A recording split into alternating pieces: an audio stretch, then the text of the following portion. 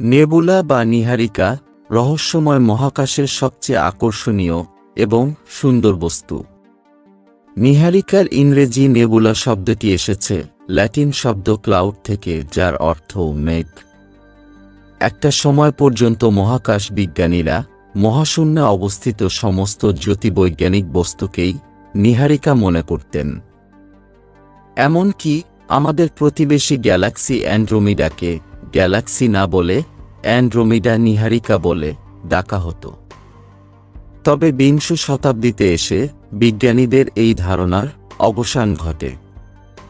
এখন আমরা জানি নীহারিকা হল হাইড্রোজেন গ্যাস, ধূলিকণা এবং প্লাজমা দ্বারা গঠিত এক ধরনের আন্তঃনাক্ষত্রিক মেঘ, যা নক্ষত্রের জন্মস্থান। এই মেঘের বুকেই জন্ম নেয় নক্ষত্র এবং নক্ষত্রের মৃত্যু ঘটে এই নীহারিকার বুকে। পৃথিবী থেকে কোটি কোটি আলোকবর্ষ দূরে অবস্থিত এসব নীহারিকা পূর্ব থেকে পশ্চিমে ঘোরে এবং গ্যালাক্সি বা ছায়াপথগুলি নীহারিকার সমতলে অবস্থান করে। নীহারিকার আকার বিচিত্র ধরনের, আর এই কারণে এদের নামগুলো বেশ মজার। এই যেমন পিঁপড়ে নীহারিকা, বিড়াল চোখ নীহারিকা, কাকড়া নীহারিকা, ঈগল নীহারিকা, ঘোড়া মাথা নীহারিকা। মহাকাশে অবস্থিত নীহারিকাগুলিকে প্রধানত 4 ভাগে ভাগ করা যায়, যেমন ডিফিউজ বা বিক্ষিপ্ত নীহারিকা, প্ল্যানেটারি বা গ্রহ নীহারিকা, সুপারনোভা নীহারিকা এবং ডার্ক বা অন্ধকার নীহারিকা। মহাকাশে অবস্থিত বেশিরভাগ নীহারিকা ডিফিউজ বা বিক্ষিপ্ত নীহারিকা। এরা বিশাল এলাকা জুড়ে প্রসারিত এবং এই নীহারিকাগুলির নির্দিষ্ট কোনো সীমা পরিসীমা নেই। ডিফিউজ নীহারিকাগুলিকে এমিশন বা নির্গমন এবং রিফ্লেকশন বা প্রতিফলন নীহারিকা এই 2 ভাগে ভাগ করা যায়, যেখানে এমিশন বা নির্গমন নীহারিকা হল আয়নিত হাইড্রোজেন পরমাণু দ্বারা গঠিত নীহারিকা, যা থেকে বিভিন্ন তরঙ্গ দৈর্ঘ্যের আলো নির্গত হয়। এরা নক্ষত্র গঠনের অঞ্চল বা নাক্ষত্রিক নার্সারি নামেও পরিচিত। মিল্কি ওয়ে গ্যালাক্সির সবচেয়ে উজ্জ্বল নীহারিকা ওরিয়ন বা কালপুরুষ একটি বিখ্যাত এমিশন নীহারিকা, যা রাতের আকাশে খালি চোখে দেখা যায়। M16 বা ঈগল নীহারিকা, যার আকৃতি অনেকটাই ঈগল পাখির মতো, এবং নর্থ আমেরিকা নেবুলা, যা দেখতে উত্তর আমেরিকার মানচিত্রের মতো, এরাও এমিশন বা নির্গমন নীহারিকা। অন্যদিকে রিফ্লেকশন বা প্রতিফলন নীহারিকা হল সেই সব আন্তঃনাক্ষত্রিক মেঘ যা কাছাকাছি থাকা কোনো তারা বা নক্ষত্রের আলোকে প্রতিফলিত করতে পারে। অর্থাৎ এই নীহারিকাগুলি এদের গায়ে পড়া আশপাশের উজ্জ্বল নক্ষত্রের আলোকে প্রতিফলিত করে উজ্জ্বল হয়ে ওঠে। ফোয়েজ বা 7 সিস্টার্স নেবুলা সবচেয়ে বিখ্যাত প্রতিফলন নীহারিকাগুলির মধ্যে একটি। প্ল্যানেটারি বা গ্রহ নীহারিকা বলতে এক বিশেষ ধরনের গ্যাসীয় নীহারিকাকে বোঝানো হয়। একসময় জ্যোতির্বিজ্ঞানীরা রাতের আকাশে বৃত্তাকার এই নীহারিকাগুলিকে পর্যবেক্ষণ করে গ্রহ মনে করলেও পরবর্তীতে প্রমাণ হয় যে গ্রহের সাথে এই নীহারিকাদের কোনো সম্পর্ক নেই।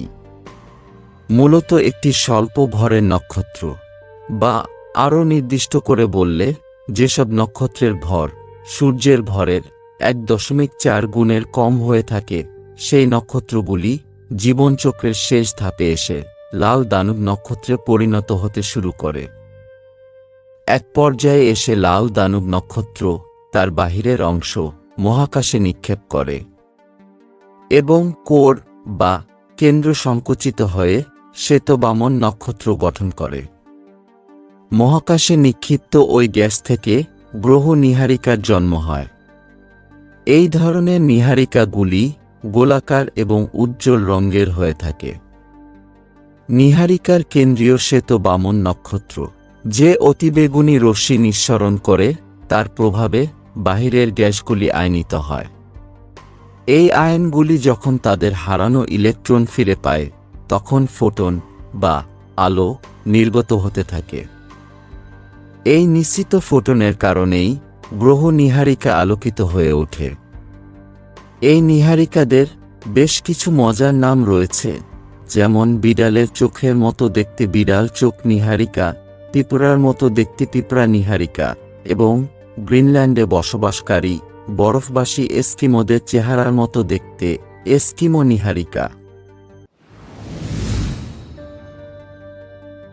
মহাকাশে কিছু নীহারিকার জন্ম হয় সুপারনোভা বিস্ফোরণের ধ্বংসস্তূপ থেকে, যা সুপারনোভা নীহারিকা নামে পরিচিত।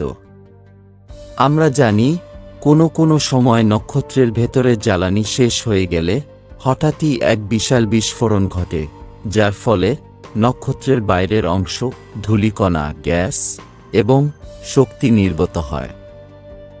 এই বিস্ফোরণের ফলে নির্গত শক্তি আশপাশের গ্যাসগুলিকে আয়নিত করে ফেলে, যার ফলে পুরো এলাকাটি উজ্জ্বল হয়ে ওঠে। এই যেমন ক্র্যাব বা কাকড়া নীহারিকা, এটি একটি নক্ষত্রের বিস্ফোরণ থেকে জন্ম নিয়েছে। 1054 সালের দিকে চীনা জ্যোতির্বিজ্ঞানীরা মহাকাশে নতুন একটি নক্ষত্র দেখতে পান, যা 1 মাসেরও বেশি সময় ধরে দিনের বেলাতেও দেখা যেত। পরবর্তীতে প্রমাণ হয় এটা কোনো নক্ষত্র ছিল না, এটা ছিল নক্ষত্রের বিস্ফোরণে সৃষ্ট কাকড়া নীহারিকা। এসবের বাহিরেও মহাকাশে আরও এক ধরনের নীহারিকা দেখা যায়, যা ডার্ক নেবুলা বা অন্ধকার নীহারিকা নামে পরিচিত। ঘোড়ার মাথার মতো দেখতে বার্নার্ড 33 অর্থাৎ হর্সহেড বা ঘোড়া মাথা নীহারিকা একটি অতি পরিচিত অন্ধকার নীহারিকা। এদের ডার্ক বা অন্ধকার নীহারিকা বলার কারণ, এই নীহারিকাদের মেঘের ঘনত্ব এত বেশি যে এদের পেছনের দিকের নক্ষত্র থেকে আলো আসতে পারে না। নীহারিকার নিজস্ব কোনো আলো নেই, নক্ষত্রের আলোতেই এরা আলোকিত হয়, সুতরাং নক্ষত্রের আলোকে প্রবেশে বাধা দিয়ে নিজেদের অন্ধকার করে রাখে বলেই এদের বলা হয় ডার্ক নেবুলা।